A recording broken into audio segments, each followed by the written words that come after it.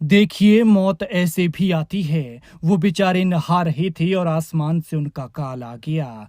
पानी के साथ गिरे पेड़ और पत्थर फिर बेचारे जहां खड़े थे वहीं दब गए और अगली सांस लेने का मौका ही नहीं लगा। क्या पता था कि हाल ऐसा हो जाएगा।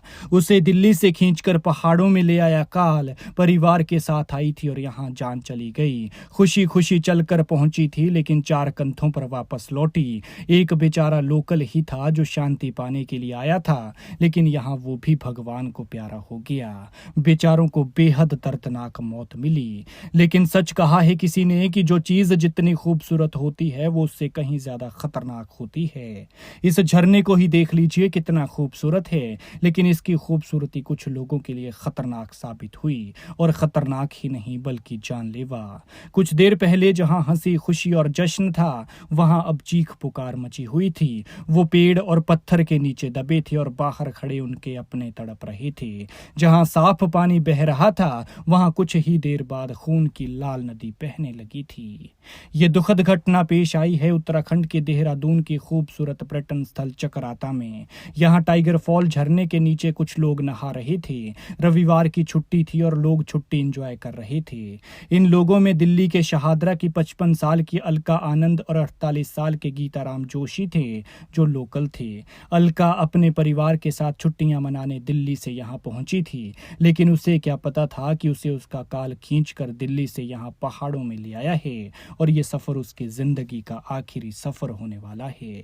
वहीं गीताराम यहाँ पर एक दुकान पर काम करते थे, लेकिन गर्मी से निजात पाने के लिए झरने के नीचे नहाने चले गए। ये लोग नहा ही रहे थे कि तभी अचानक तेज तूफान आया और तूफान से एक बड़ा पेड़ और पत्थर झरने के साथ नीचे आ गया, जो सीधा इन लोगों पर गिरा। बताया जा रहा है कि झरने वाली जगह पर्यटकों से खचाखच भरी हुई थी, लेकिन पेड़ और पत्थर इन दोनों पर इस तरह से गिरा जैसे इनकी मौत इन पर निशाना लगाकर बैठी हो। ऐसे में इन्हें संभलने का मौका ही नहीं लगा और दोनों पेड़ के नीचे दब गए, जिससे दोनों की मौके पर ही मौत हो गई। कुछ देर पहले जहां लोग खुशी में झूम रहे थे, एक पल में वहां मातम पसर गया। हादसे के बाद स्थानीय लोगों में प्रशासन के प्रति नाराजगी भी देखी गई। उनका कहना था कि टाइगर फॉल जैसे व्यस्त पर्यटन स्थलों पर पर्याप्त सुरक्षा उपाय नहीं किए गए थे।